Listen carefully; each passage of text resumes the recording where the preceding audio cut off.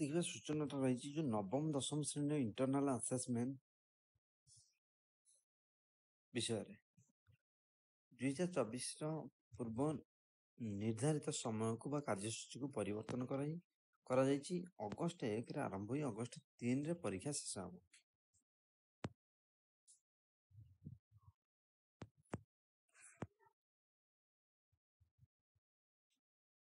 ନବମର 1 ଅଗଷ୍ଟରେ ଅଛି SLE SSC, 2 ଅଗଷ୍ଟରେ ଅଛି TL ମ୍ୟାଥ ବା ଥାର୍ଡ ଲାଙ୍ଗୁଏଜ ମ୍ୟାଥ, 3 ଅଗଷ୍ଟରେ ଅଛି ଫାର୍ଷ୍ଟ ଲାଙ୍ଗୁଏଜ